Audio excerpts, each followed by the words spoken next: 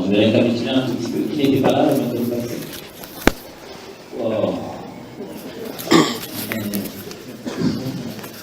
Où sont partis ceux qui étaient là le dimanche passé? Bon, ils vont revenir le mercredi prochain, tout ça? Voilà. Oh. Je vais faire un résumé rapide de tout ce qu'on a dit la dernière fois. On a pris le texte de base dans 2 Pierre, chapitre 1, du verset 5 au verset 10. Déjà, on avait commencé le verset 1 à expliquer, à lire un peu le contexte. On a déjà fait l'exégèse le premier jour, donc je vais vraiment dire plus sur les exercices exégétiques, l'explication du contexte, que je vais conclure ça. Je vais lire à partir du verset 5. À cause de cela, faites tous vos efforts pour joindre à votre foi la vertu, à la vertu la science, à la science la tempérance, à la tempérance la patience, à la patience la piété l'amour fraternel, à l'amour fraternel la charité. Car si ces choses sont en vous, et ils sont avec abondance, elles ne vous laisseront point oisifs ni stériles pour la connaissance de notre Seigneur Jésus-Christ. Mais celui en qui ces choses ne sont point est aveugle, il ne voit pas de loin, et il a mis en oubli la purification de ses anciens péchés. C'est pourquoi, frères, appliquez-vous d'autant plus à affirmer votre vocation et votre élection, car en faisant cela, vous ne broncherez jamais. Pierre adresse une lettre, et dans cette lettre, il est en train de décrire des éléments qu'on doit ajouter à notre foi, des éléments qu'il faut ajouter à notre conviction, à notre acceptation de Christ, à notre vie chrétienne, qui, lorsque nous avons ces éléments-là, nous allons produire du fruit et nous serons différents dans la société. Et nous sommes donc en train de faire une étude pour essayer de reconnaître les particularités. Donc, ce qui fait la différence, ces éléments sont pris en compte comme des éléments qui font la différence dans la vie d'un chrétien.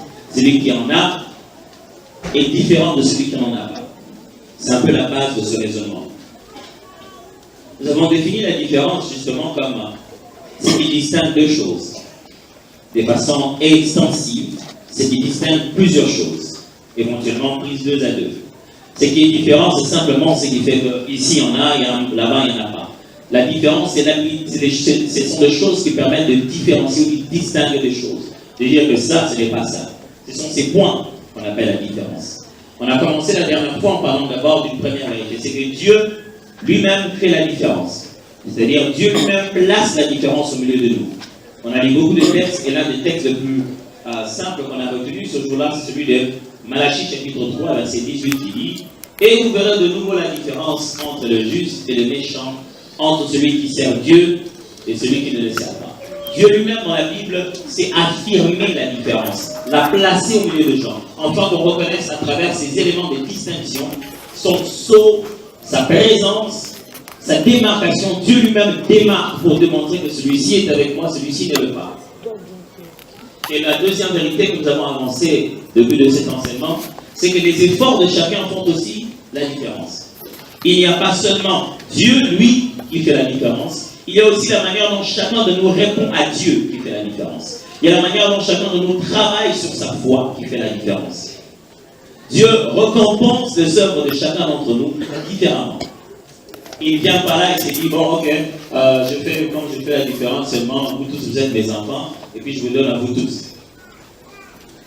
Et nous avons lu 2 Timothée chapitre 4, verset 7, qui disait 7 à 8, « J'ai combattu le bon combat, j'ai achevé la course, j'ai gardé la foi. Désormais, la couronne de justice m'est réservée.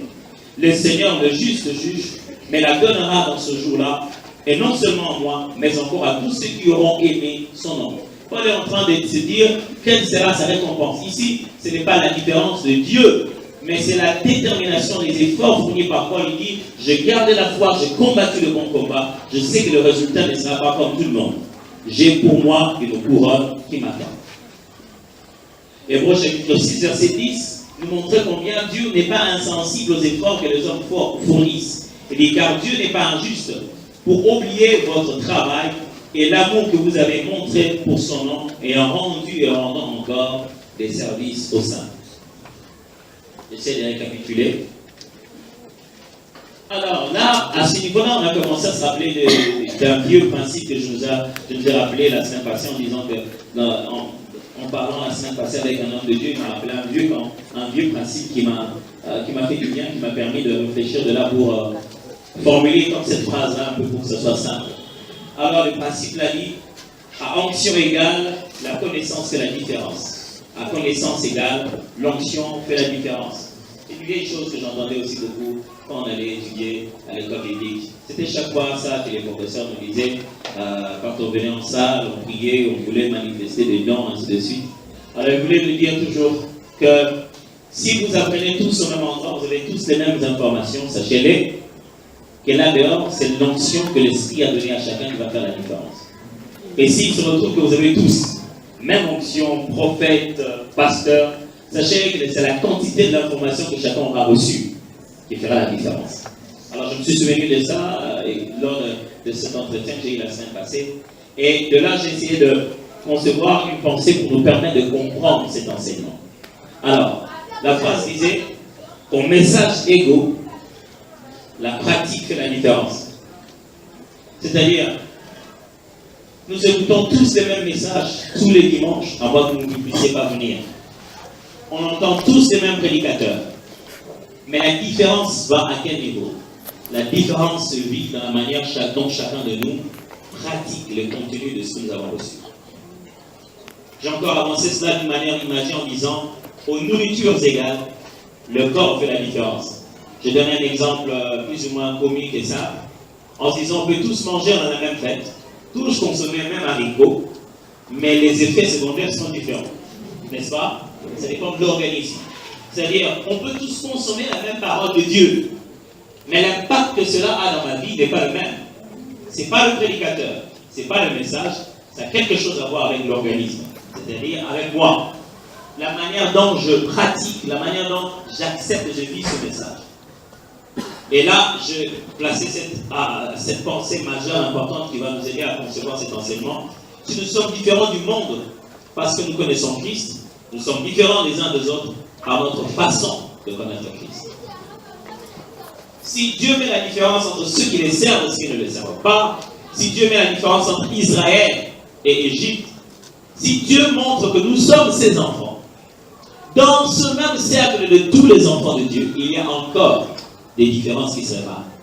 Ce n'est pas parce qu'on est tous différents du monde et qu'on est tous enfants de Dieu et que Christ est dans nos vies et voilà, on vient tous à l'église et on vit tous les mêmes choses. Est-ce que c'est vraiment ça? Non. On remarque que malgré tout, nous sommes enfants de Dieu, ayant cru au même Seigneur, ayant la même foi, priant dans la même église, ayant la même carte des baptêmes. Tel enseigne que mon numéro est juste le précédent, et le tien est celui qui vient après.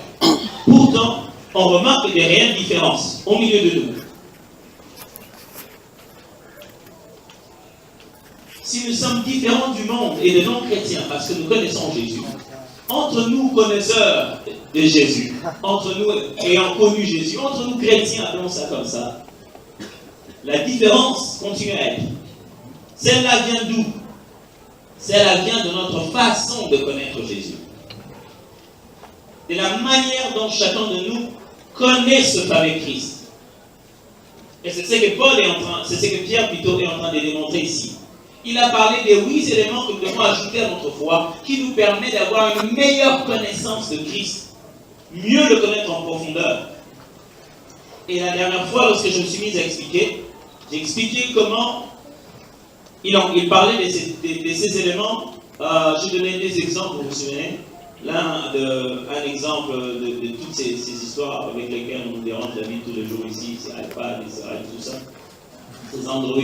Il arrive que vous voulez télécharger quelque chose d'autre. Quand vous voulez télécharger cela, votre Android ou votre tablette vous dit que la version de votre logiciel est ancienne. Il faudrait actualiser la version pour pouvoir télécharger ces nouveaux éléments, n'est-ce pas? Alors c'est exactement comme ça avec ces choses-là. La Bible les cite, ces 8 choses, il dit à la fois ajouter la connaissance, la tempérance, ainsi de suite. Et j'ai expliqué la dernière fois en disant, les gens se plaignent en disant, ok, voilà, l'amour fraternel, nous sommes vraiment Philadelphie, on parle de l'amour fraternel. Si, avant d'en arriver à l'amour fraternel, tu n'as pas établi un certain nombre de bases, tu seras déçu. Je donnais l'exemple de l'escalier. Quand quelqu'un monte sur l'échelle, il place l'échelle en bois, il monte. Il est au 6e niveau, 7e. Il ne va pas dire qu'il est là au 7e parce qu'il y a une 7e branche seulement. Non. Il y a eu déjà 6e, 5e, 4e, jusqu'à la première branche. Il se tient à la 7e branche parce que la 6e branche lui a permis de se tenir là-bas. Et quand vous lisez ces éléments, la manière dont Pierre est en train d'en parler, c'est comme s'il faut avoir le premier pour mieux télécharger le second. Le premier permet le téléchargement du second. Ces éléments sont, justement, on a parlé de la foi comme la première base. J'ai parlé de la foi la dernière fois.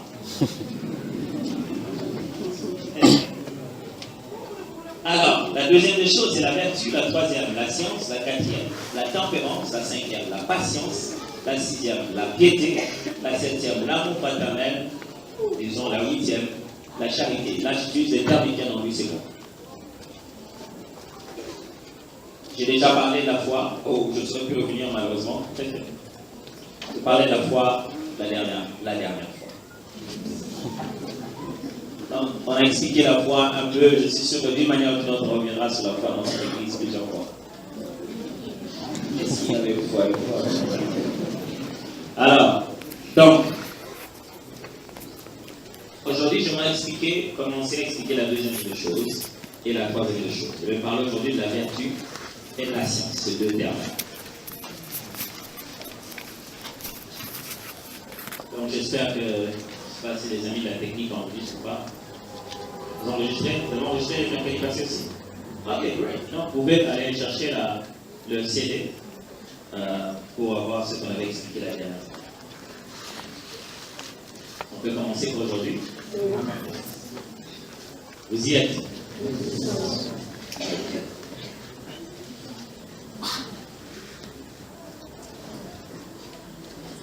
Alors, Pierre est en train de parler de ces éléments que l'on doit ajouter dans sa foi pour ne pas vivre comme un chrétien aveugle qui ne voit pas loin.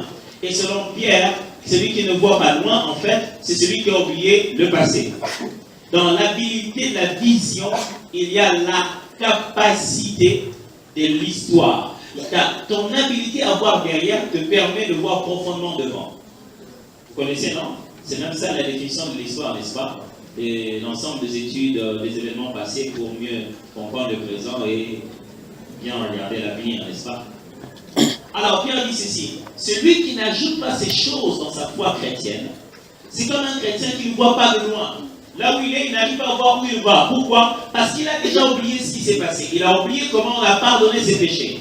Il ne sait pas, il a oublié quel homme il est devenu à cause du pardon de Christ. Et sa perception, il ne sait pas voir loin. Combien nous avons de nos jours des chrétiens qui ne peuvent pas voir au-delà de la voiture, au-delà du mariage, au-delà des enfants, au-delà de ce qu'ils veulent voir sur cette terre. L'une des choses, lorsque vous voyez un chrétien qui n'a pas de vision claire, c'est que ce chrétien n'a pas compris le pardon qu'il a reçu. Et je suis dit clairement, à celui qu'on a pardonné beaucoup, celui-là aime beaucoup. C'est-à-dire quand une personne ne considère pas vraiment l'importance et la profondeur de son salut, il ne sait pas vraiment avoir une espérance lointaine. C'est-à-dire, donc ça va pour ma soumu, ce qu'on a comment aucune église. Frère, nous ne sommes pas ici dans un business d'église. Nous sommes ici dans des affaires éternelles. Mais ce qui reste après ce temps, qui reste après nos bijoux et qui meurt après tout ce qui est construit le plus solidement que possible. Nous sommes dans une affaire qui n'a pas de date de péremption. Une fois qu'on est entré pour l'éternité. Je ne viens pas ici pour garantir l'avenir de mes enfants, pour où ils vont étudier, où ils vont aller. Ce monde devient de plus en plus pourri.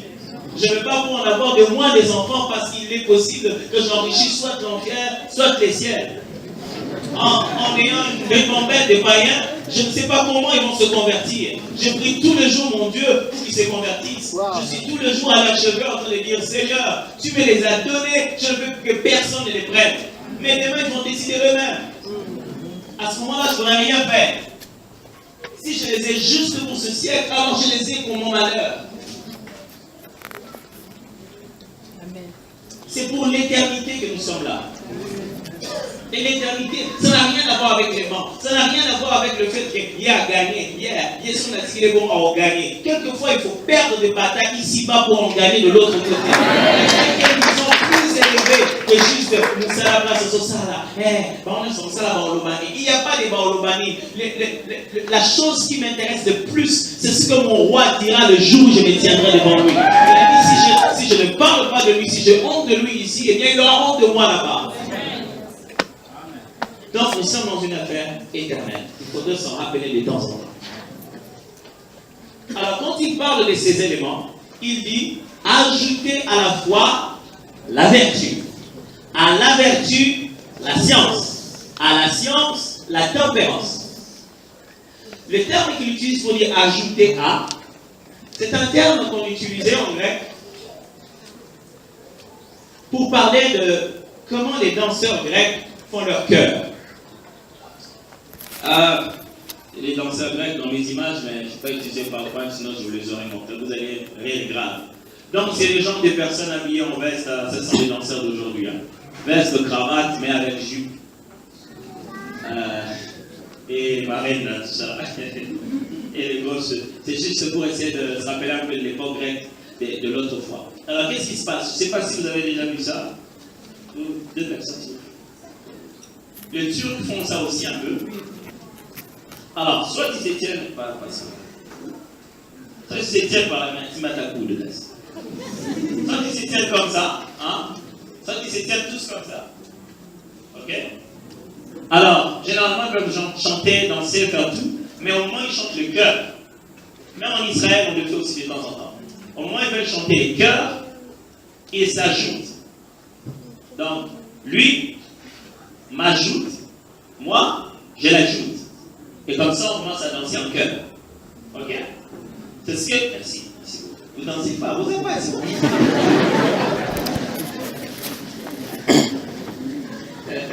La prochaine fois, il faut faire des entraînements. On ne sait jamais. On vous a fait ça et la casse et la main. Alors.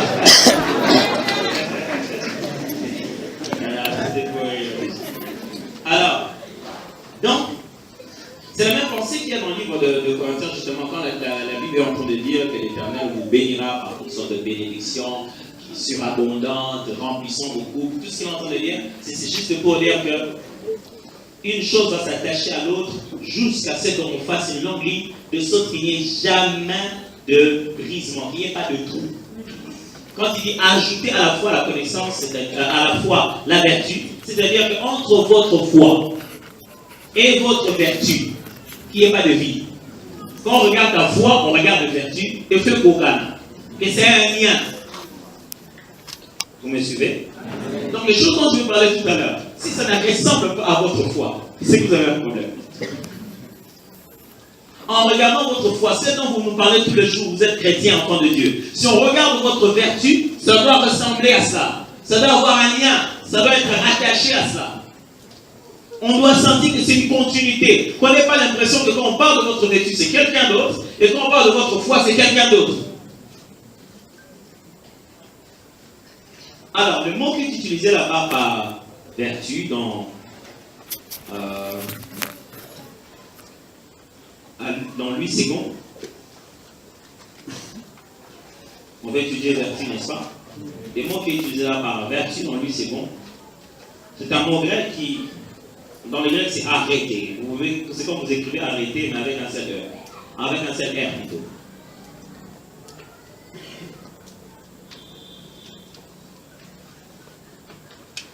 Ça veut dire une bonté morale. Ça veut dire toute excellence morale. Toute valeur morale excellente qui distingue quelqu'un, comme la modestie, comme la pureté.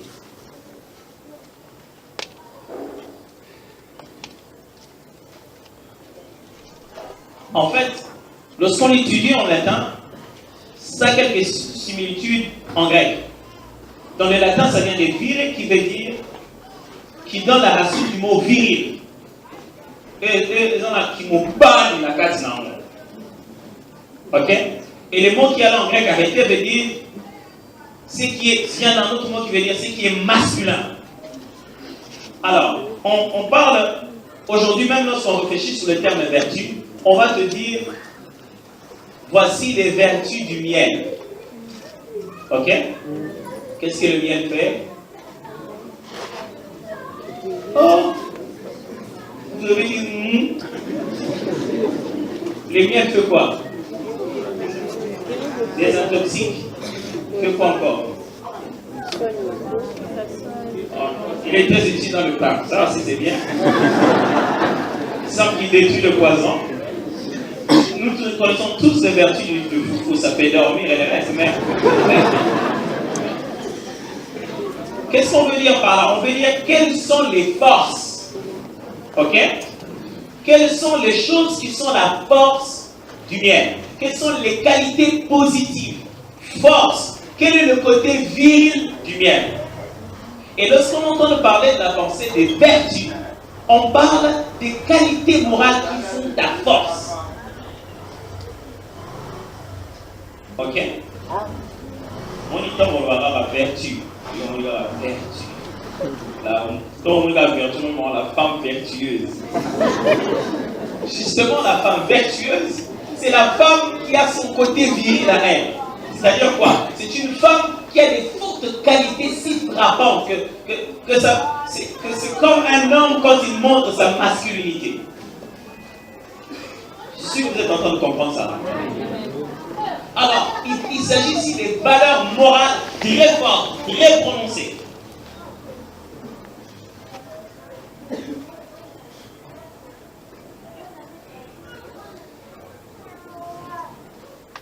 Ces valeurs morales s'expriment de plusieurs manières. S'expriment par ce que nous disons, par ce que nous faisons, par nos attitudes, c'est-à-dire dans toute la façon d'être et de faire, on doit ressentir l'excellence morale. Nous avons un sérieux problème dans le christianisme d'aujourd'hui. C'est comme si les gens pensent qu'être en Christ, c'est être sauvé en esprit, et puis c'est fini. Non. La vertu, c'est quoi? La vertu, c'est la preuve que quelque chose s'est passé dans ton homme spirituel. Ok?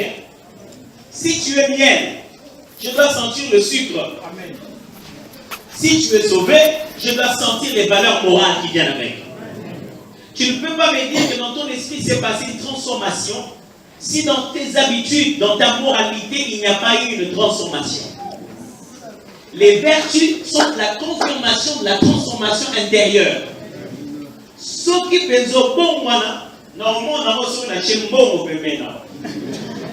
Au petit tour. Oh la vache, petit tour. Au petit tour. Tant que aussi prière pour bénir. Mais bon, vous avez dit, non, mon frère. On nous a fait ça, ma bé. La personne m'a bété. N'est ma bé et zaïonamu. Vous pouvez beaucoup tromper les gens.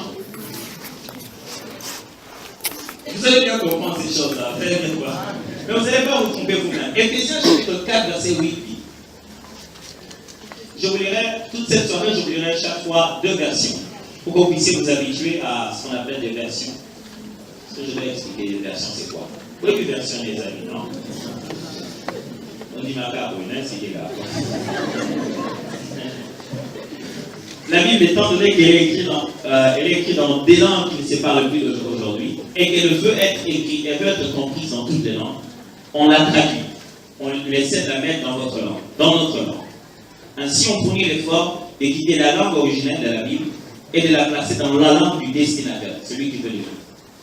Pour faire ça, il y a 2 façons. On peut faire ça littéralement, c'est-à-dire en regardant tous les mots tels qu'ils sont dans l'hébreu, le grec et l'araméen, et trouver l'équivalent de ces mots-là dans notre langue à nous. Ou on peut le faire de la deuxième manière, c'est-à-dire la traduction dynamique ou paraphrase. On prend la pensée qu'il y a là-bas, on prend cette même pensée, on la traduit exactement dans notre langue, pour que nous comprenions la même chose, même si nous n'utilisons pas les mêmes mots. Je donne un exemple. Je suis devant un texte qui est en français. On a écrit « Je donne ma langue au chat sur cette affaire ». La traduction littérale est écrite comme ça en lingala. Na pesi le lait mon anga et pas bien. Ah. Wax pour une version. Na pesi le lèvre nanga et pas ya ou na mbongo wana. Voilà, vous voyez. Du coup, mais comment il y a à faire? Ça veut dire les cabois mais non. S'il va regarder dans un dictionnaire, ça peut signifier ça. Alors, du coup, vous avez tout le mot, mais il faut connaître la culture française pour comprendre que ce groupe de mots n'a pas le même sens littéralement. Ok? Alors, si on utilise cette technique de traduction, ce qu'on a obtenu dans notre langue, c'est ce qu'on appelle une version.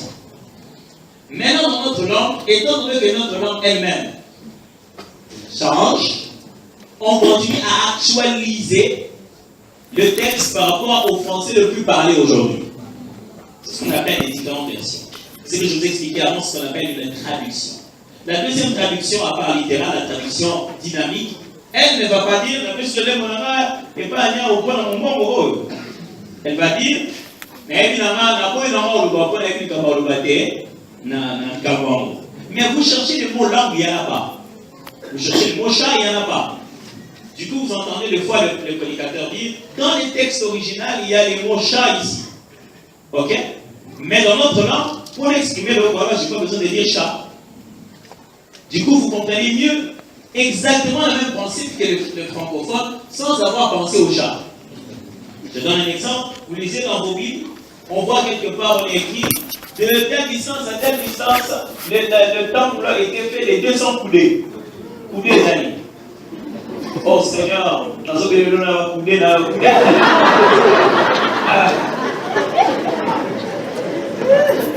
Coudé, ça n'a rien à voir, Seigneur, pour que ça m'a coudé. Alors, mais quand on a lu, on s'est dit qu'on a compris, ça va être quelque chose comme coudé, mais on sait vraiment pas, on n'a aucune idée. Parce que ce sont des vieilles manières de mesurer les choses. Alors, dans les traductions dynamiques, on vous met ça en mètres. On fait les calculs des coudées, on les met en mètres. Vous avez par exemple des versions comme les serveurs, ainsi de suite. Donc, une version fournit donc finalement l'effort de faire comprendre à celui qui lit la Bible aujourd'hui, qui ne la connaît pas en langue originale, de la faire comprendre exactement la même chose que les gens qui sont en langue originale. Alors, de fois vous allez lire une traduction qui s'est faite littéralement, vous vous battez, vous avez du mal à saisir, parce que ces expressions sont des expressions propres à cette langue-là. C'est pourquoi il est bon de lire aussi une version qui est dynamique. Je ferai chaque fois ces deux lectures. Le but, c'est de vous pousser à avoir plus d'une Bible. Parce que par contre, on la Bible à 1500 est à la jaune, ou à la rouge, blanc, c'est aussi ma Bible à vous. Donc, le but, c'est d'avoir didactique et d'avoir aussi ma Bible à vous. Amen. Quand on télécharge la Bible, on a un téléphone. Philippiens chapitre 4, verset 8. J'ai dit Éphésiens, sorry, c'est Philippiens. Excusez-moi. J'ai lu 8 secondes. Au reste, frère, que tout ce qui est vrai, tout ce qui est honorable, tout ce qui est juste, tout ce qui est pur, tout ce qui est aimable, tout ce qui mérite l'approbation, tout ce qui est vertueux et digne de louange, soit l'objet de vos pensées. Vous voyez? On remarque ici les vertus d'un chrétien au niveau de ses pensées.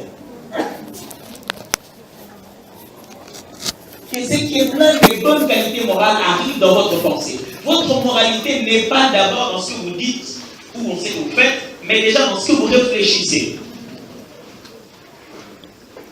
On peut pas faire un sola, ma sola, et là, il non, déjà l'objet de vos pensées doit déjà démontrer que tu as un niveau de moralité élevé. Lisons maintenant la parole vivante, qui est une traduction dynamique, toujours Philippiens 4:8. En tout cas, frères et sœurs, voici ce qui doit vous intéresser. Tout ce qui est vrai et mérite d'être respecté, tout ce qui est juste et pur, tout ce qu'on peut aimer et approuver, tout ce qui est très bon et ce qui mérite des félicitations. Amen. Parce que dans votre milieu, quand on entend ta pensée s'exprimer, Ça ressemble vraiment à un enfant de Dieu.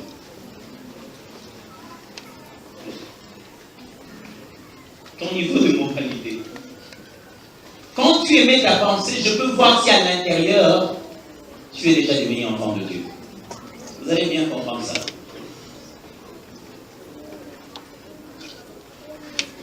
La vertu est l'ensemble des qualités morales qui témoignent de notre changement dans la société.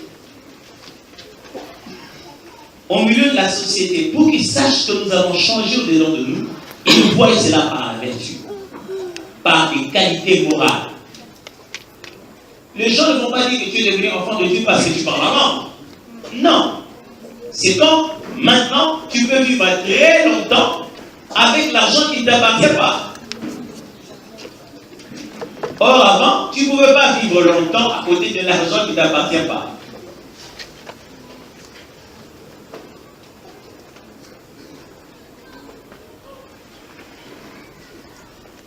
Et là aussi, l'idée de l'excellence dans tout ce que nous faisons.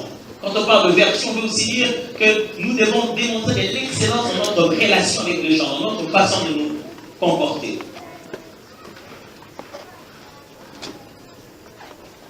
Ce sont les vertus qui témoignent de notre qualité de chrétien. Ce qui nous rend différents dans la société, notre tas de sel. Jésus a donné un exemple très fort dans la Bible pour parler de la vertu. Un exemple de maître. Waouh! Il était exceptionnel dans la façon de choisir cet exemple. Jusqu'à aujourd'hui, ces exemples sont toujours pertinents. Pour parler de notre valeur sociale, pour parler de notre vertu, de nos valeurs morales au milieu de la société, Jésus a choisi l'exemple d'une chose dont la vertu essentielle fait même son maître. Ça s'appelle le zèle.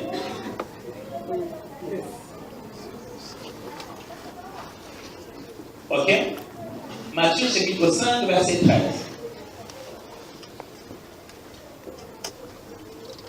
Matthieu 5, 13 à 16. Vous êtes le sel de la terre. Waouh! Nous sommes le sel de la terre. Nous ne sommes pas les sels entre nous. Nous sommes les sels de la terre. Vous n'êtes pas les sels de l'Église. Vous êtes les sels de ce monde. Entre nous, tu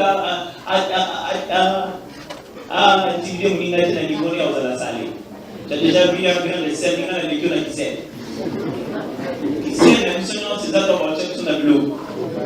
Entre nous, nous avons la sel. Alors on dit, mais si le sel perd sa saveur, avec quoi la lui rendra-t-on? Il ne sert plus qu'à être jeté dehors et foulé aux pieds par les autres. Vous êtes la lumière du monde. Une ville située sur une montagne ne peut être cachée. Et on n'allume pas une lampe pour la mettre sur le boisseau, mais on la met sur le chandelier. Et elle éclaire tous ceux qui sont dans la maison. Que votre lumière luise devant les hommes, afin qu'ils voient vos bonnes actions spirituelles d'onction et des revêtements de l'esprit et des capacités prophétiques en tenant compte de votre dimension de prédication. Non. Ils voient vos bonnes œuvres. Pas votre bon accomplissement, vos œuvres. Ok? Vos œuvres. Ce n'est pas pour discréditer, je respecte beaucoup l'œuvre que le Seigneur a fait à travers ou contre l'Église catholique. Mais les événements qui ont lieu, nous savons tous internationalement, les quelques années avant ce nouveau pape, tous ces événements qui ont lieu. Vous ne croirez pas que les personnes habillées longuement, vous avez tout compris.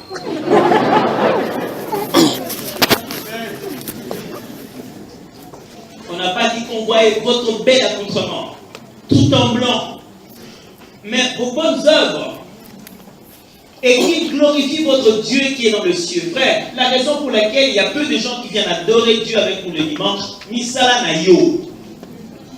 Vos œuvres peuvent arrêter quelqu'un d'être un adorateur. C'est ce que ça veut dire. Vos œuvres peuvent rendre quelqu'un adorateur, et vos œuvres peuvent arrêter quelqu'un de venir adorer Dieu. Vos œuvres peuvent faire que quelqu'un dise, finalement, toi tu pries où? Je vais venir quand même passer le culte aujourd'hui. Quand Dieu vise vos collaborateurs, quand Dieu vise les membres de votre travail, quand Dieu vise votre oncle, votre belle-sœur chez qui vous restez, pour qu'elle vienne finalement à l'église, au lieu de dire, pasteur, on n'a pas de bons solliciteurs de Moutema qui fonctionnent au plus fortement que tes œuvres à toi, tes vertus. Les vertus de la bonne peuvent changer le patron et la patronne. Tu n'es pas obligé. Oh, pasteur, il me fout de l'éternité. Il n'a pas payé de son sang.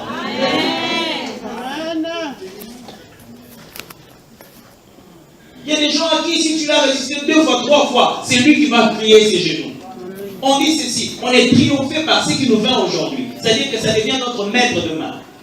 Mais on devient maître de ce à quoi on résiste aujourd'hui. Vos vertus. Ce sont ces choses-là qui font une meilleure musique pour que quelqu'un vienne adorer ici. Vos vertus.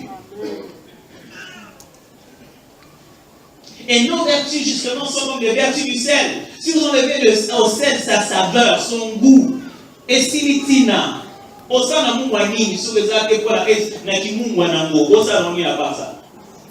À part qui Mouanamo. La raison pour laquelle le sel, c'est parce qu'il est salé. Et s'il n'est plus salé, il a perdu sa vertu essentielle. Et lorsque les chrétiens vivent sans les bonnes œuvres dans la société, ils ne servent à rien. Les diplômés, on en a déjà. Les licenciés, on en a déjà. Qui ont des masters et des doctorats, c'est parce qu'ils manquent dans notre nation. Les politiciens, on en a beaucoup. Les commerçants, partout sur la rue. Les persimènes, toujours. Les roulages, on en a déjà. Les militaires, c'est bon. Mais on veut des militaires vertueux, des politiciens vertueux, des économistes vertueux. C'est ça qu'on est en train de chercher. Si on ne peut plus trouver ça à l'église, c'est qu'il y a un sérieux problème. De nos jours, quand quelqu'un veut entrer dans son boulot, il dit un ensemble à doubler sous vigilance. La pauvre n'a pas de au ensemble.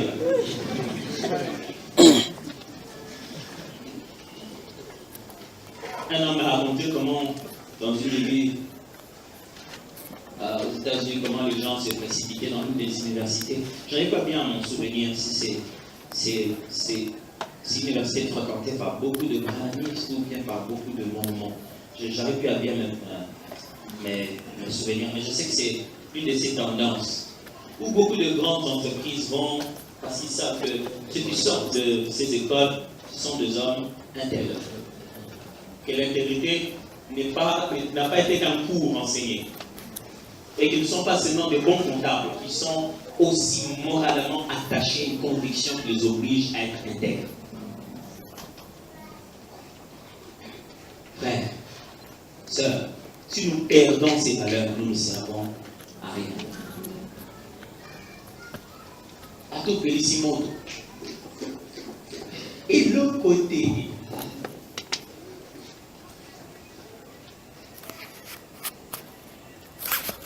les valeurs. Colossiens chapitre 4, verset 5. Conduisez-vous avec sagesse envers ceux du dehors.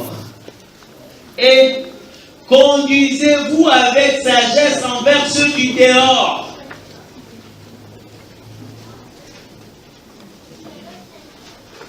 Avec sagesse. Et là, comme vous avez dit, parce qu'on a dit que la colère est naturelle. Et ça, c'est normal. Et la porte de mon on est là-bas.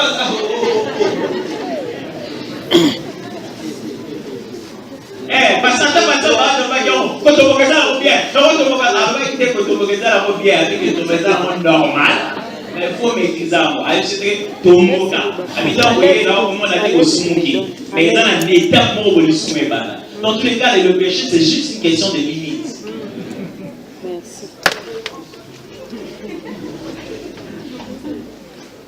Alors, conduisez-vous avec sagesse envers ceux du dehors et rachetez le temps. Que votre parole soit toujours accompagnée de grâce, assaisonnée de sel. Maloba mungwa. Et ça, pour ça, le bilan maloba, et ça, na mungwa te. Ah, c'est pas moi qui dis ça. Très souvent, vous ne lisez pas ça. Plutôt, reprenez Matthieu 7,7. Afin que vous sachiez comment il faut répondre à chacun. Et la Bible dit, afin que vous sachiez comment il faut répondre. C'est-à-dire que généralement, c'est dans la réaction qu'il faut exprimer sa sagesse. Parce que dans l'action, on a déjà prévu sa sagesse. On dit dans le oui, oui, oui. Mais ce qui a lobby, dans le bas, ni. Réponse n'a pas de déterminer si je suis vraiment sage. C'est dans ma manière de réagir. Et la Bible est en train de dire, dans notre vie sociale, avec ces du dehors, on doit se comporter avec beaucoup de sagesse. Parler avec grâce, assaisonner de sel. Le sel dans la culture grecque, parce qu'on entend parler ici, c'est écrit en grec, c'est le symbole de la sagesse. C'est-à-dire que vos paroles doivent être remplies d'un niveau de sagesse incroyable. Ici, on est en train de voir des vertus, mais dans le langage. Tout à l'heure, on avait vu des vertus au niveau de la pensée. Et puis, on en a parlé au niveau des œuvres. Maintenant, on le voit dans le langage. Frère, est-ce que tu parles de manière vertueuse?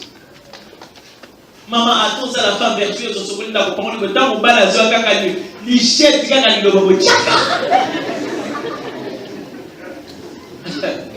un jour, j'étais à la promesse orientale. C'était très, très merveilleux expérience. À part que on allume le groupe à 18h, on était à 22h. Parce qu'il n'y a presque pas d'électricité là-bas. Il n'y en a pas. Et, les gens ont l'art. J'ai ma copine de belle-mère là-bas, qui est allée là-bas en tant qu'enseignant de l'université, tout ça, elle arrive là-bas, il dit, mais je ne comprends pas ces gens. Quand tu leur fais un compliment, ils ont toujours une façon de parler. Même quand tu lui dis bonjour, oui, c'est normal. Pourquoi? C'est le loup là, tu dis, comme si tu as le loup de ma vidéo.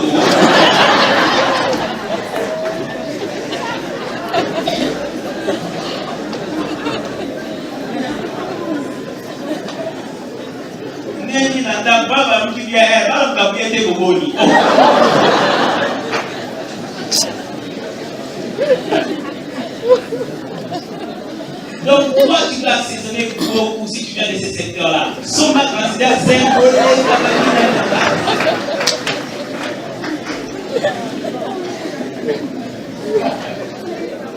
Frère, si nous perdons ça, nous ne sommes plus chrétiens. Si on ne peut plus sentir ça quand on parle, on n'est plus chrétien. Non, ce n'est pas avec le choix de mots, mais c'est dans la manière de présenter les choses. À tous à un autre direct, ou une direct. Est-ce que ce qu'on a un match direct, la TVP, t'as la moto? Un match où avec son direct. Vous êtes là. Ceux qui vous êtes direct, pourquoi ils se trouvent mal à l'aise? Tu peux être direct,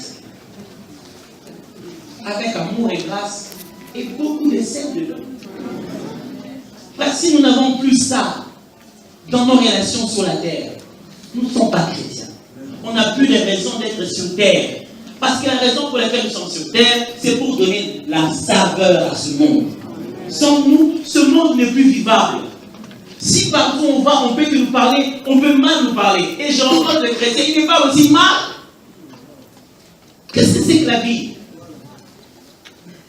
Nous devons être de ceux qui, même au travail, quand les chefs ont dit tellement de mauvaises choses, il veut même s'il ne veut rien te dire, il veut juste passer dans ton bureau. Parce que c'est d'une manière ou d'une autre. Tes phrases, c'est pour la paix.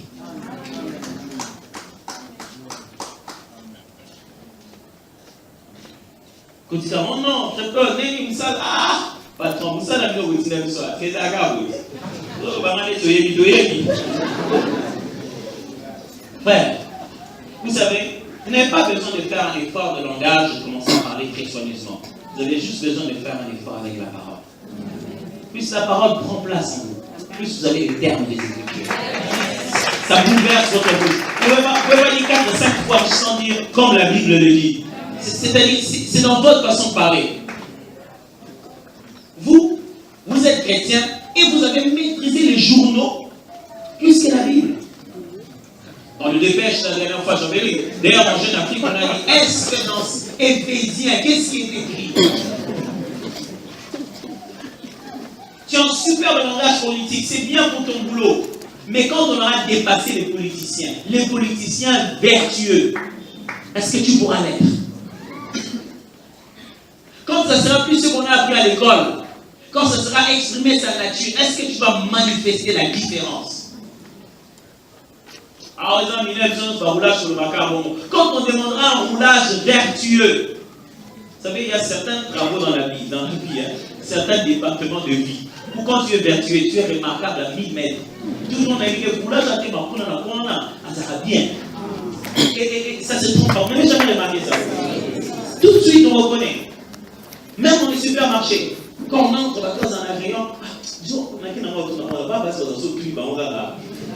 Maman, nous sommes dans un supermarché. Nous sommes dans l'hôtel. Pour un ami, nous sommes dans la prière, dans le voyage là, qui est à Dubaï, parce que nous avons la poste, nous avons la canne, nous avons qui c'est le client. Soit à côté d'un rayon, on a la côte, on a. Maman, elle est connue ça. Il faut maintenant relatif point de ligne.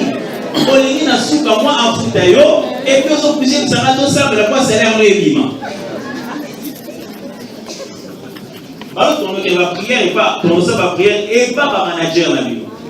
Je sais les managers, je voudrais prier pour un sujet, mais je vais être sûr qu'on est d'accord sur la même chose.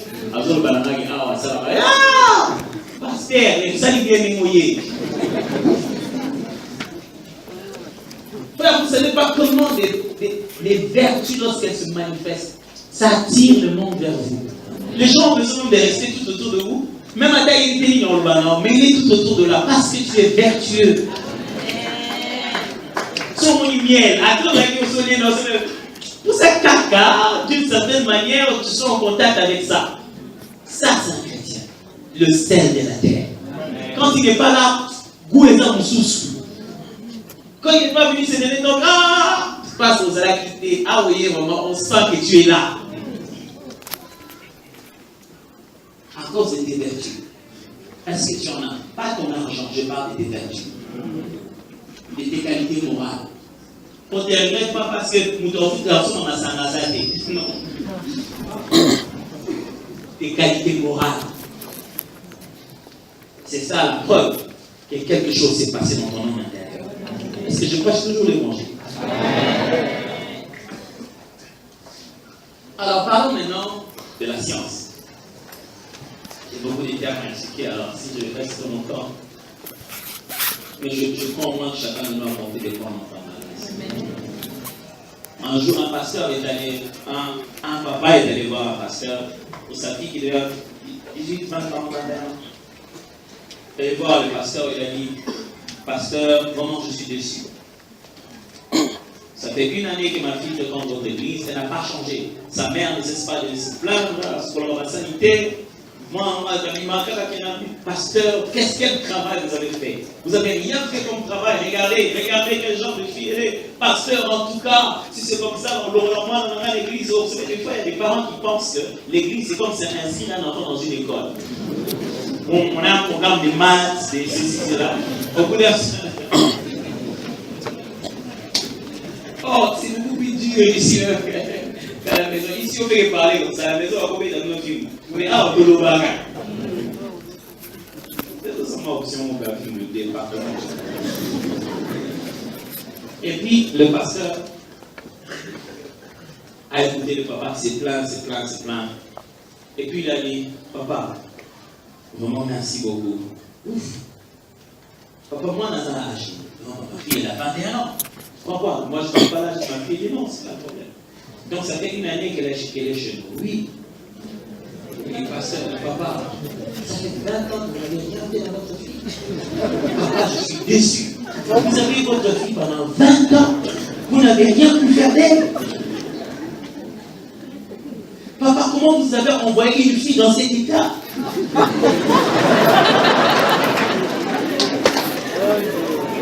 Elle ne sait pas préparer. Elle ne sait pas laver les assiettes. Ça prend 57 ans. Papa, vous avez échoué. Nous, on n'a que 1 année, on a encore les 19 qui restent.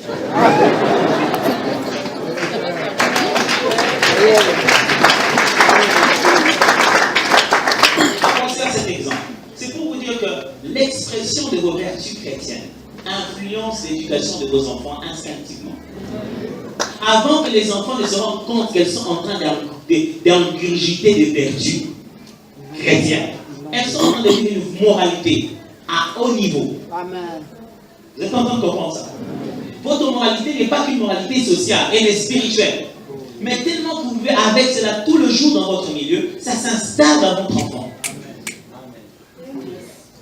Il va quelque part, il entend les gens dire oh non, ah, c'est pas Dieu. Il ne sait pas l'intégrité. Et l'intégrité, c'est pas de ce monde, ça. Il est dérangé au fond de lui quand certaines choses se font. On ne va pas appeler faire comme ça. Pourquoi? Parce que j'ai vécu à côté des gens qui ont été contagieux par leurs valeurs. Ne contaminez pas seulement les gens la prière. Moi, ma petite fille, à force mon temps de prier, avant elle priait tout calmement. Jusqu'au jour où je lui ai demandé dernièrement de prier pour la nourriture, je dis, Seigneur Jésus, je te dis merci pour la prière. Je te dis, pire, Seigneur, tu vas pire. Elle a dû tout entendre. Oui, mais je parle dessus toutes des valeurs. Après, je vais partir à l'école. Si les reviennent, ils ne vivent pas ces valeurs-là, comment ça va s'inscrire? La dernière fois, je regardais à la télé une publicité de dentifrice. Pour cette fois-ci, on ne montrait pas des grandes personnes, mais c'était des enfants. Ils disaient les parents nous demandent toujours de brosser les dents 2 fois, mais eux-mêmes, ils ne brossent jamais.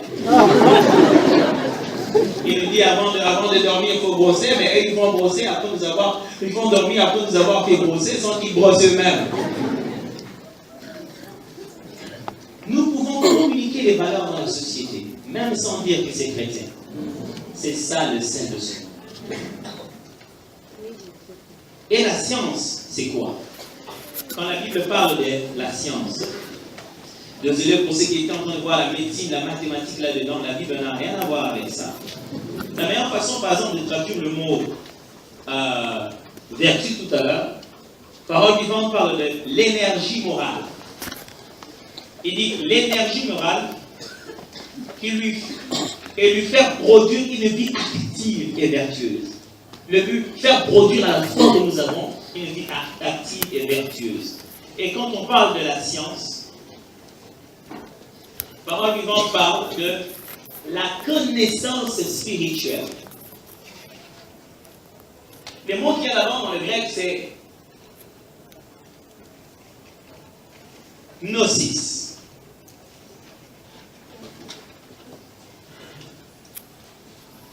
Il y a les gnoskos qui veut dire le grand savoir, la connaissance et la haute sagesse. Gnosis, c'est la connaissance dans le sens général, intellectuel, la compréhension, l'habilité à maîtriser les choses. Ça parle aussi de la connaissance qui est totalement religieuse ou spirituelle, la connaissance des choses de l'esprit. Ce n'est pas n'importe quelle connaissance, mais c'est la connaissance la plus profonde et parfaite des choses spirituelles.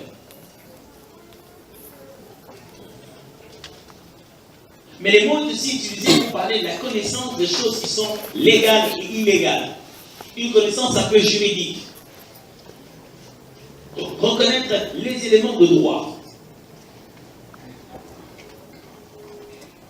Écoutez bien ça. Je vais rester longtemps ici aujourd'hui dans la connaissance spirituelle et comment grandir justement dans notre connaissance spirituelle. Je vois que vous retenez ça. Une plus grande connaissance des vérités de Dieu nous rend responsables dans son vécu et dans sa transmission face aux chrétiens et aussi face aux non-chrétiens. J'ai dit, une plus grande connaissance des vérités de Dieu nous rend responsables dans son vécu, sa transmission face aux chrétiens et aussi face aux non-chrétiens. Quand vous avez une plus grande connaissance, vous êtes en train de grandir, d'apprendre davantage les choses de Dieu, la parole de Dieu, les choses de l'Esprit. Ça vous donne une certaine responsabilité dans la manière dont vous devez vivre ça. Le chrétien n'est pas quelqu'un qui a une tête pleine, qui connaît tous les mystères des Écritures et qui ne les vit pas. Plus vous connaissez Dieu, plus vous devez le vivre. Avez-vous déjà regardé des gens hyper intellectuels qui vivent dans leur bureau mais qui ne vivent jamais? ils ont ces livres-là pour utiliser des versets bibliques afin de, justement, avoir le cœur de jeunes filles qui se disent chrétiennes. Nous, vous le voyez dans la Sabela. Vous avez les arnaques, on en a. Vous allez dire aux gens qui sont dans la Sabela. Attends, ça va être mon beau. À tes boulis. Puis, vous avez été abattu de l'action ecclésiale. Ça dit, non, la pratique des cantiques.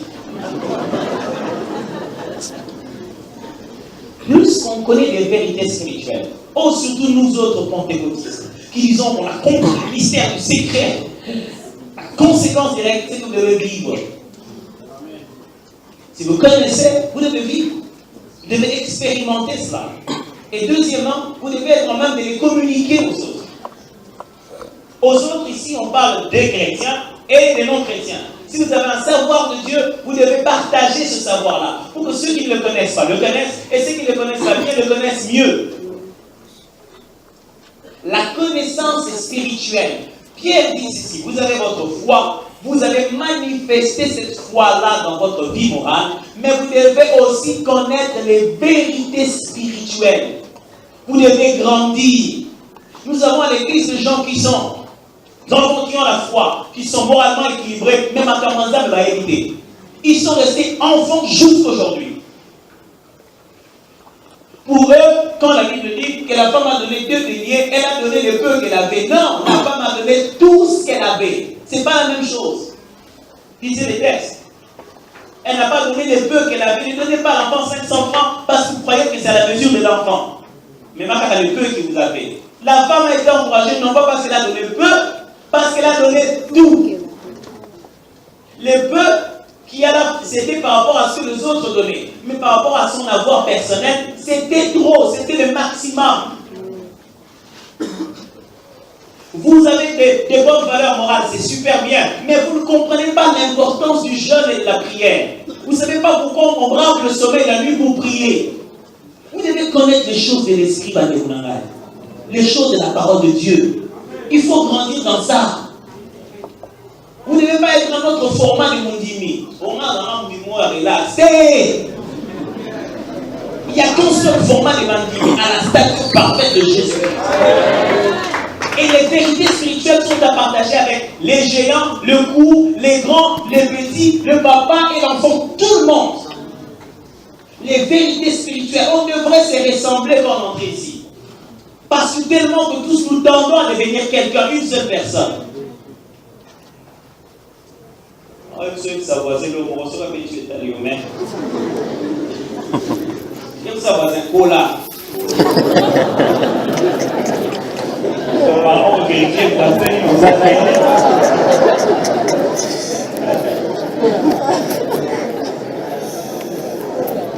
Alléluia. Qu'est-ce qui fait la différence? Qu'est-ce qui fait la différence quand nous venons ici à l'église? Certaines personnes grandissent spirituellement. Ils ingurgitent des vérités bibliques. Ils apprennent ce que la Bible dit. Ils apprennent certaines choses. Mais tu es resté dans un carcan de religiosité. Les choses pour lesquelles tu n'as pas de vraies réponses. Tu as peur de connaître tes réponses pour rester dans ton confort. Comme ça, tu te justifies bien. Oh. Ça va là. C'est Bible le jour, on appelle la table. Entre-temps, tu fais quoi? Tu restes aussi dans cette ambiguïté ou bien tu as une position?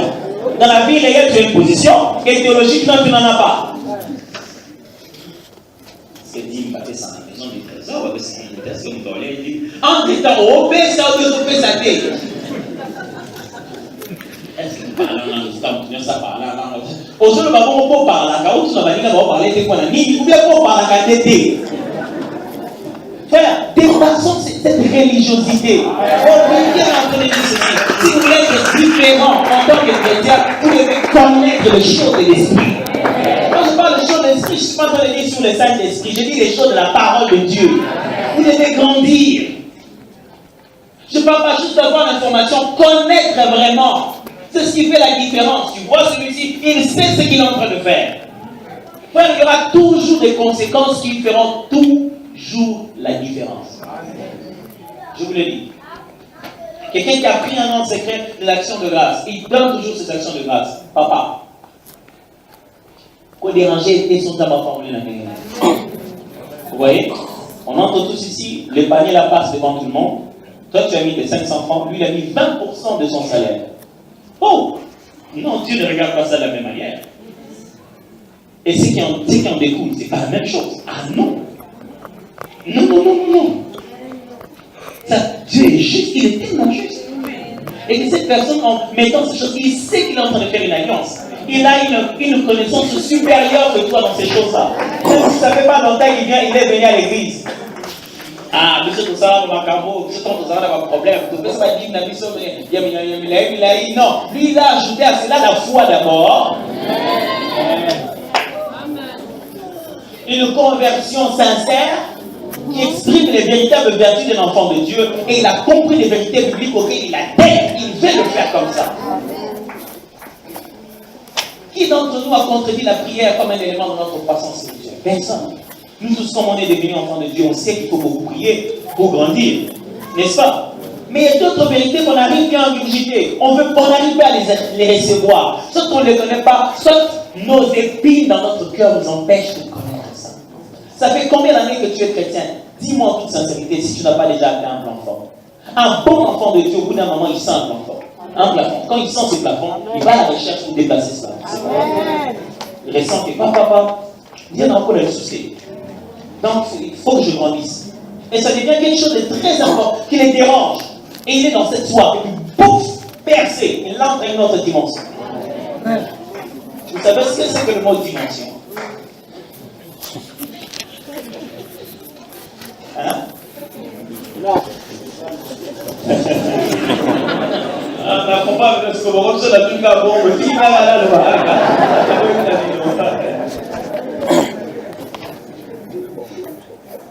La dimension, généralement les gens pensent que la dimension veut dire la taille. Généralement nous pensons à la taille quand nous pensons à la dimension. Mais la dimension est un assemblage de plusieurs choses. Pour pouvoir avoir une dimension plus grande, on doit faire un mélange de longueur, largeur, hauteur et profondeur. C'est ce que la Bible est en train de dire. Si on dit la dimension de cette parcelle, alors si on est en train de dire comment c'est comme ça, c'est la dimension de pas aux années. Tu me diras, la spécialiste, ça va être comme ma famille,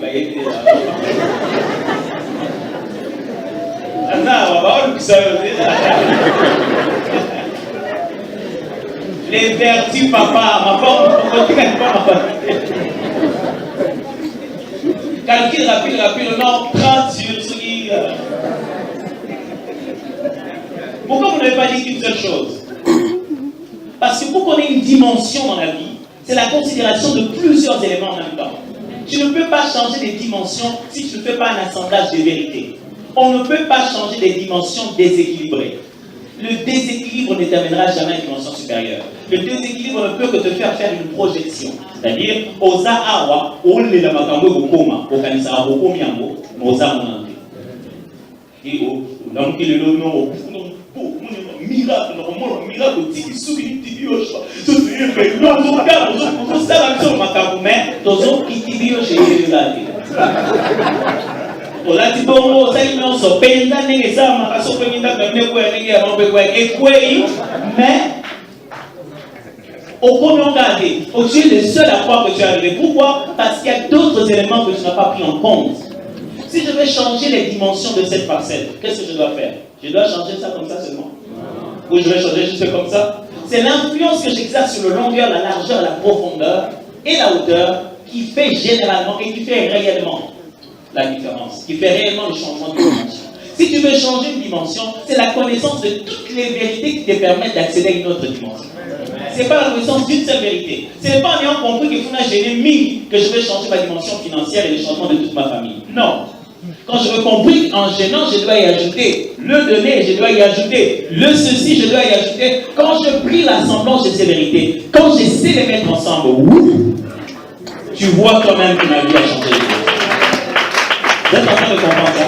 Les fois, nous voulons nous accrocher sur un seul côté des choses pour changer toute une dimension.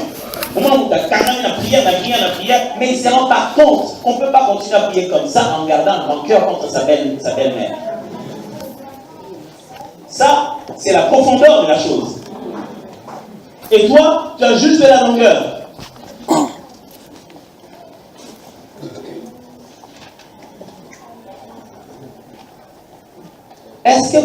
connaissez les choses de Dieu?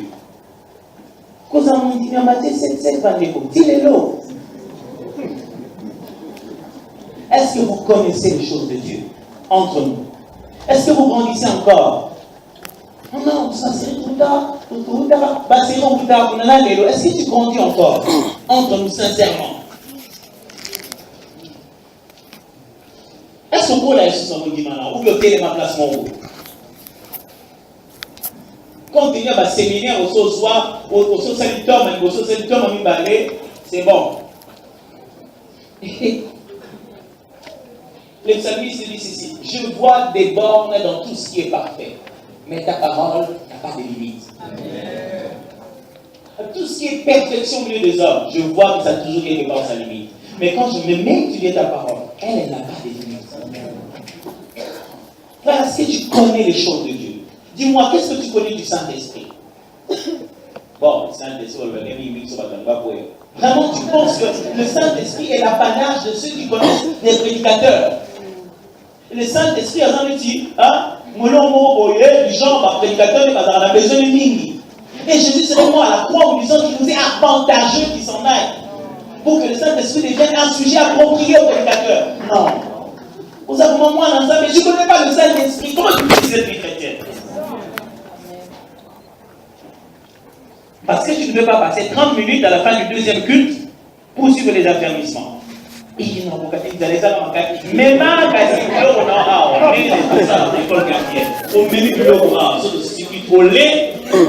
ne va pas sans avoir grandi. Ajoute à ta vertu la connaissance. Luc chapitre 11, verset 52.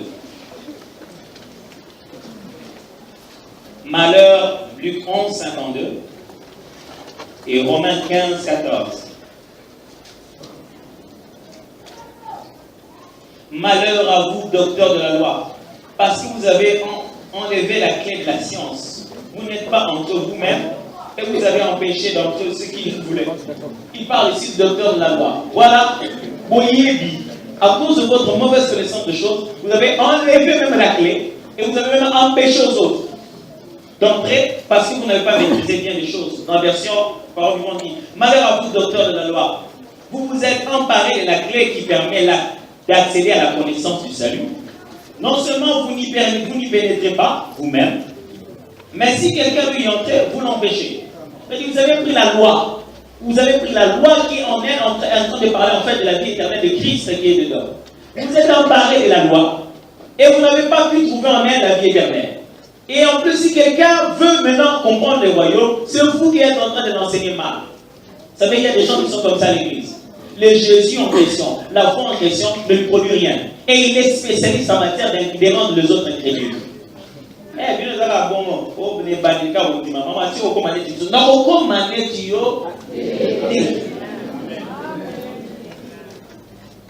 Romains chapitre 14, verset 15, plutôt verset 14. Pour ce qui vous concerne, mes frères, je suis moi-même persuadé que vous êtes plein de bonnes dispositions, remplis de toute connaissance et capables de vous exhorter les uns les autres. Vous voyez ça? Paul est en train de parler de Romains, il dit,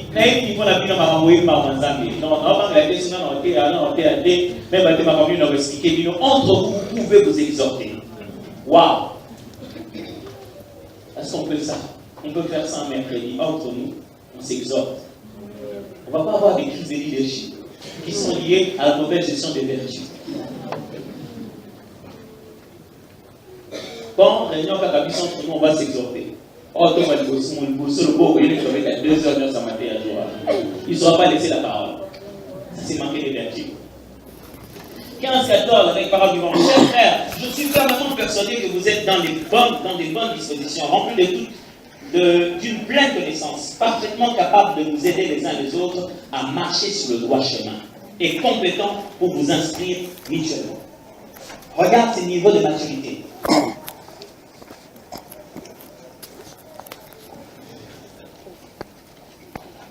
1 Corinthiens chapitre 8, verset 1. Et 2 Corinthiens chapitre 2, verset 14.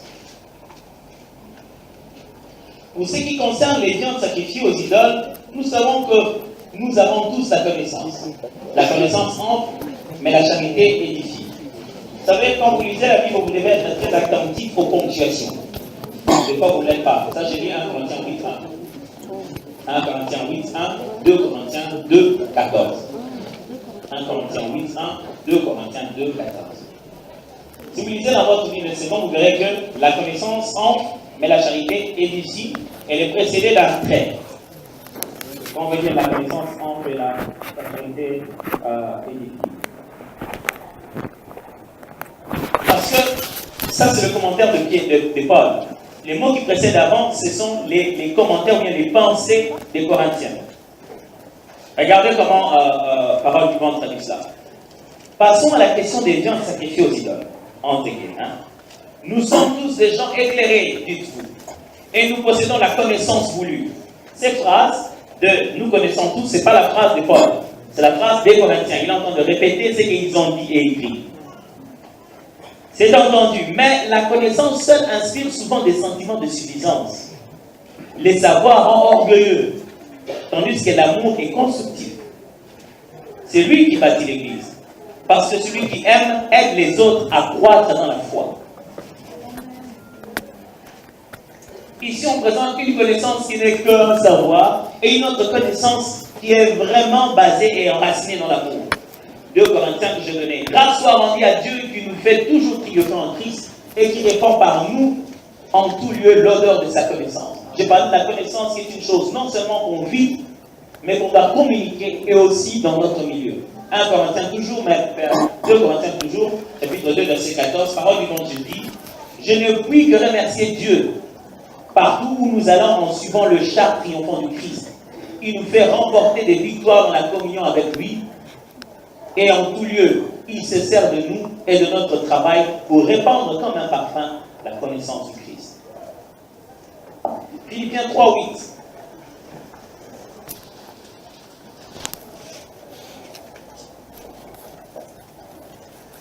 Et même, je regarde toutes ces choses comme une perte à cause de l'excellence de la connaissance de Jésus-Christ, mon Seigneur, pour lesquels j'ai renoncé à tout.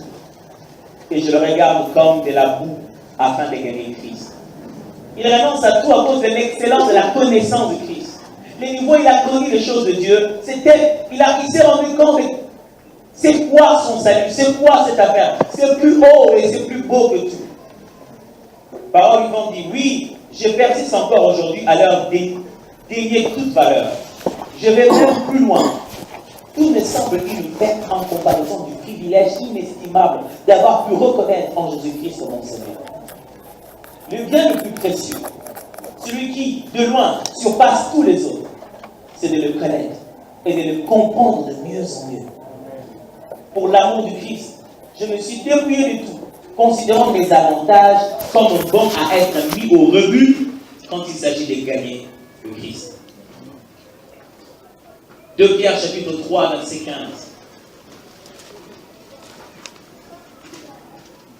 2 Pierre 3, 15.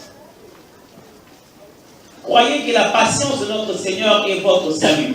Comme notre bien-aimé Pierre, notre bien-aimé Paul vous l'a aussi écrit selon la sagesse qui lui a été donnée. C'est ce qu'il fait dans toutes les lettres, où il parle de ces choses dans lesquelles il y a des points difficiles à comprendre, dont les personnes ignorantes et mal affermies tordent le sens comme celui des autres écritures pour leur propre ruine. Vous donc, bien-aimés, qui êtes avertis, mettez-vous sur vos gardes, de peur qu'entraînés par l'égarement des impies, vous ne veniez à déchoir de votre fermeté. Mais croissez dans la grâce et dans la connaissance de notre Seigneur Jésus-Christ. À lui soit la gloire, maintenant, pour l'éternité. Amen. Parole on dit, rappelez-vous que si le Seigneur est patient, s'il défère son avènement, c'est en vue du salut des hommes. Paul, notre frère bien-aimé, vous l'a aussi écrit, et il l'a fait avec la sagesse que Dieu lui a donnée.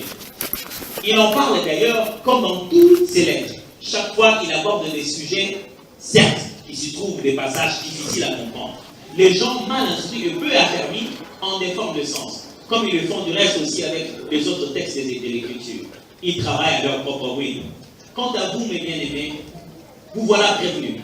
Tenez-vous donc sur vos gardes, afin de ne pas vous laisser entraîner vous aussi par les égarements de ces hommes sans foi ni loi, au point de perdre la position solide dans laquelle vous êtes ancrés. Au contraire, continuez à croître dans la grâce et la connaissance de notre Seigneur Jésus-Christ. À lui soit la gloire, dès maintenant, jusqu'au grand jour de l'éternité. Comment grandir spirituellement? Éphésiens chapitre 4, verset 11. Éphésiens 4, 11 à 14. Vous connaissez bien le passage. Je le lis quand même. Il a donné les uns comme apôtres, les autres comme prophètes, les autres comme évangélistes, les autres comme pasteurs et docteurs, pour le perfectionnement des saints en vue de l'œuvre du ministère de l'édification du corps de Christ, jusqu'à ce que nous soyons tous parvenus à l'unité de la foi et à la connaissance du Fils de Dieu, à l'état d'homme fait, à la mesure de la stature parfaite de Jésus-Christ, afin que nous ne soyons plus des enfants, flottants et emportés à tout vent de doctrine par la tromperie des hommes, par leur ruse dans le moyen de séduction. Est-ce que vous ne voyez pas des chrétiens flottants emportés à tout vent de doctrine à Kinshasa? Or, la Bible dit que les pasteurs, les docteurs et les prophètes sont donnés pour que ça ne puisse plus exister. Apparemment, ceux de Kinshasa sont donnés pour que ça commence. Écoutez comment Parole Vivante traduit ça. Ces dons aux hommes sont variés. Il nous a donné certains frères comme apôtres, d'autres comme porte-parole de Dieu, d'autres comme évangélistes, d'autres encore comme bergers et enseignants. Tous ces dons ont été accordés pour le perfectionnement des chrétiens, afin qu'ils soient tous convenablement équipés pour leur service et que chacun soit rendu capable d'exercer son ministère en vue de la formation du corps de Christ. Il nous a donné ses frères pour que nous parvenions à une réelle unité par le moyen de la foi et d'une parfaite connaissance du Fils de Dieu. Que nous devenions majeurs en atteignant une virile maturité. Que votre personnalité atteigne son plein épanouissement sur le modèle du Christ. Et que tous ensemble nous formions cet homme parfait qui constitue la plénitude qui nous vient du Christ. Car il ne faut pas que nous restions toujours des petits enfants, ressemblant à des équipes ballottés par les flots et entraînés ça et là par chaque coup de vent. C'est-à-dire chaque doctrine en vogue, que nous soyons à la merci des hommes instables et sans scrupules qui, par leur art de présenter leurs inventions mensongères, cherchent à entraîner les autres dans les séductions de leur œuvre. Combien de chrétiens de nos jours sont-ils capables de reconnaître l'hérésie de loin? Il suffit que quelqu'un ouvre la Bible, c'est que c'est vrai.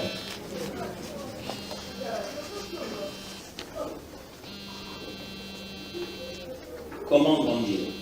Il y a 5 grands domaines dans lesquels tout chrétien doit manifester sa maturité. J'ai dit tellement vite que maintenant je commence à parler des matérités. Les 5 grands domaines sont au niveau de la connaissance. Deuxièmement, la perception. Troisièmement, les convictions. Quatrièmement, les compétences. Cinquièmement, le caractère. Je vais répéter. Premièrement, la connaissance. Deuxièmement, la perspective. Perceptive. Troisièmement, les convictions. Quatrièmement, les compétences. Et cinquièmement, le caractère. Lorsqu'un chrétien devient mature, ce sont les 5 grands domaines dans lesquels vous allez reconnaître cela. Premièrement, vous allez reconnaître que son niveau de connaissance de la personne de Dieu a évolué. Pas juste les informations, mais l'expérience. Deuxièmement, sa manière de regarder les choses a changé. Ça a changé sa vue dans son quotidien. Il a une autre perspective des choses. Troisièmement, ses convictions ont changé. Les choses auxquelles il croit ont changé. Vous sentez que cette personne a grandi. Troisièmement, les compétences. Vous sentez qu'il produit des actions maintenant avec beaucoup plus de résultats. On sent qu'il a maintenant des capacités différentes d'hier. Et cinquièmement, on le ressent dans son caractère. Et cette personne a grandi. La croissance spirituelle évolue toujours à 3 étapes. Premièrement, c'est la révélation. C'est-à-dire 3 étapes. Premièrement, la révélation. Vous y êtes?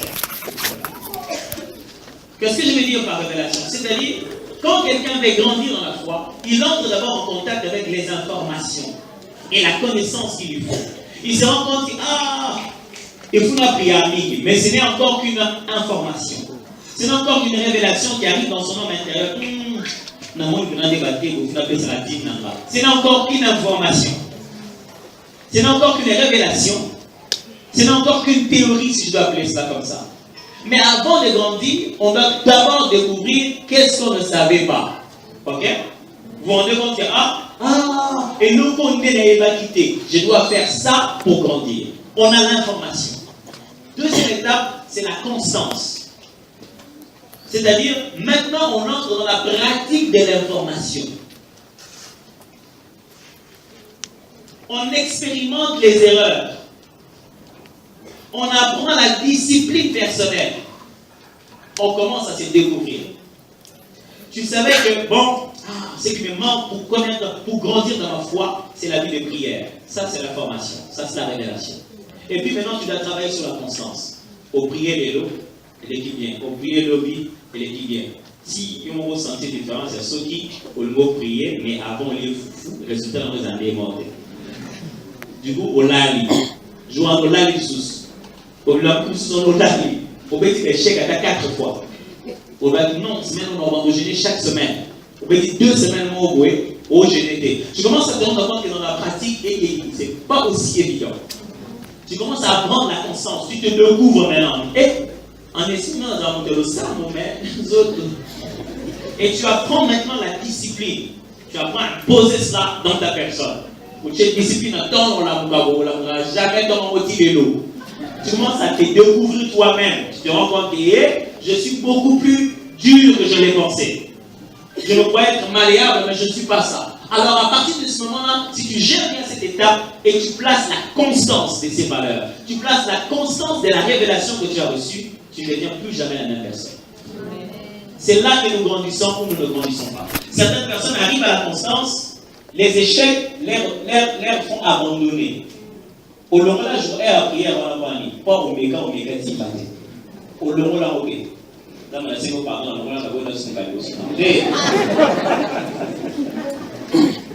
C'était le moment d'apprendre comment tu échoues, qui tu es vraiment, quelles sont tes vraies faiblesses. Dieu te donne encore une autre opportunité. Reprends. Le jour où tu t'es fatigué, tu comprends qu'est-ce qu'il faut arranger, tu vas te rendre compte qu'on ne prie pas parce qu'on a toujours envie. Des fois, je devrais me battre contre ma chair. Vous voyez? Maintenant, c'est là que ça fait la différence. Celui qui fait de ces révélations une constance devient un champion. Quand je sais que pour que je puisse bien marquer le but, je dois travailler mes pénaltys.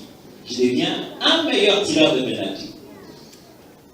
Nos différences dans la vie, c'est seulement dans la routine, dans la constance avec laquelle les gens pratiquent les bonnes choses. On dit les champions, c'est un des grands boxeurs de l'époque qui a dit, les champions, ils ne viennent pas sur le terrain, c'est dans l'entraînement. Sur le terrain, tu ne peux plus cacher tout ce que tu as triché pendant l'entraînement. Sur l'entraînement, mettre qui m'a 20 km, au final, il tombe au dîner, on a 10. Au côté, la bêtise pente. Tant qu'on m'a donné, au côté, paye-moi à 20 km, il y a. Sauf aux ânes Est-ce que vous avez compris ça? Frère, je vous encourage aujourd'hui. Apprenez à être constant. Il y a des moments à l'étape de la vie, vous avez même une émission. Seigneur, est-ce que vous m'avez des prières? Non, mais les gars, malgré cela, lève-toi encore. Donne-toi une seconde opportunité parce que Dieu, lui, te donne une seconde opportunité.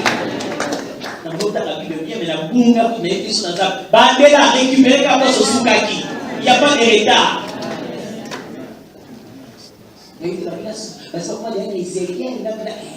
Non, ça c'est le diable qui est en train de te mentir.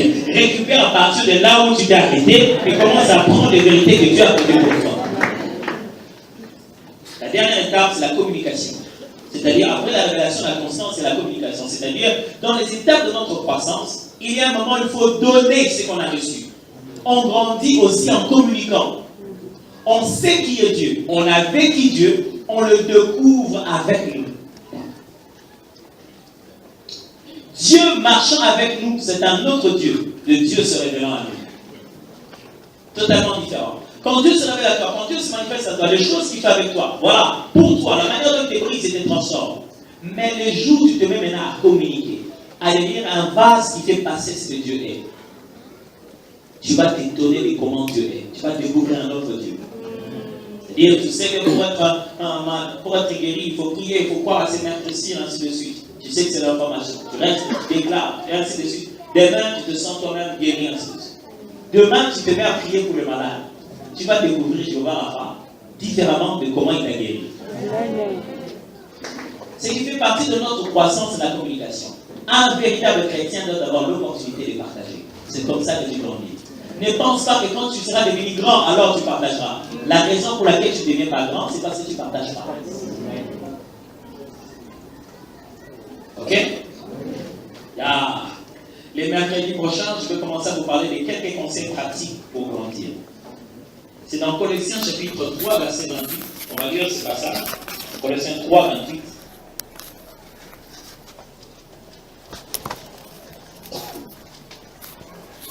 Paul dit, celui que nous annonçons, exhortant tout homme et instruisant tout homme en toute sagesse, afin de présenter à Dieu tout homme devenu parfait en Christ. Paul dit que notre objectif, ce que je fais ici, le but, c'est de présenter tout homme parfait en Christ. Regardez maintenant ce que ça veut clairement dire.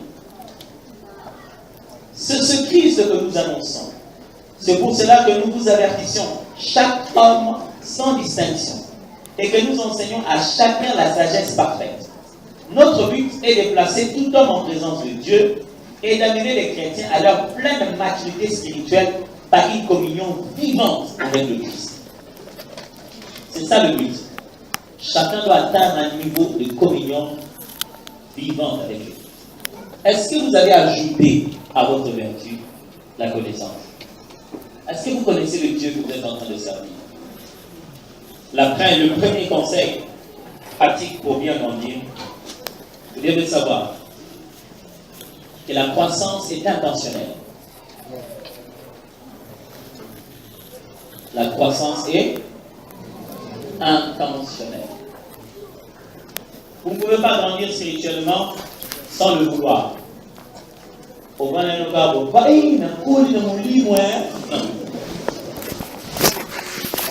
On fixe un objectif de la croissance. On désire grandir. On veut grandir. La croissance spirituelle est intentionnelle. C'est une conséquence, pas un hasard. On y investit pour grandir. Ça mène à la dimension d'un tel cas, tu veux grandir à ça? C'est intentionnellement qu'on s'y applique. C'est pas en souhaitant tellement fortement seulement, oh Seigneur, c'est non, c'est pas en souhaitant seulement. Des fois, les gens pensent que c'est ça ce qu'on appelle aspirer au don. Oh Seigneur, j'aspire.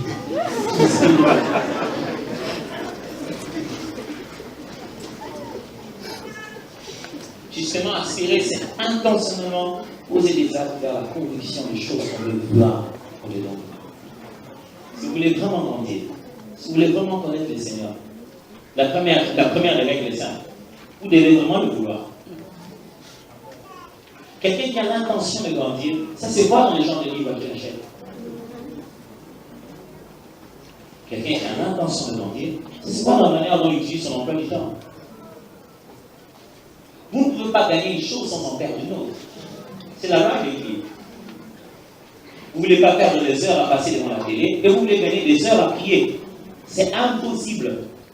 Vous devez nécessairement perdre des heures quelque part dans quelque chose de moins intéressant pour les gagner dans ce qui vous intéresse vraiment. On grandit intentionnellement, pas à force de fréquenter Philadelphie. Yaraka Philadelphie et Borotete. Yaraka Philadelphie pour Okola. Tu fréquentes juste Philadelphie pour fréquenter Philadelphie, c'est pas sûr que tu vas grandir. Mais si tu veux grandir, même mercredi, jeudi, une prédication, tu es à l'appui de quelque chose qui doit te nourrir. J'ai parlé de deux choses ce soir, vous vous souvenez? La vertu, les caractères moral qu'on doit exprimer dans notre vie de Dieu. Ce soir, en sortant d'ici, pose-toi la question. Est-ce que je suis un chrétien vertueux? Est-ce que chez nous, je suis encore salé chez nous? Ou bien vous n'avez ceci là? Est-ce que comme on sait ma femme sur lui, il y a un homme qui s'appelle un chrétien. Il y a un homme qui s'appelle la guerre. Il y a aussi là. Est-ce que ma maman aussi là? Il y a jamais comme ça, il y a aussi là. Je parlais de la deuxième chose, la connaissance. Une des choses qui démontre qu'on aime une personne, c'est qu'on fournit l'effort de la connaître. Est-ce que vous aimez vraiment Dieu? Quel est votre niveau de connaissance de sa personne?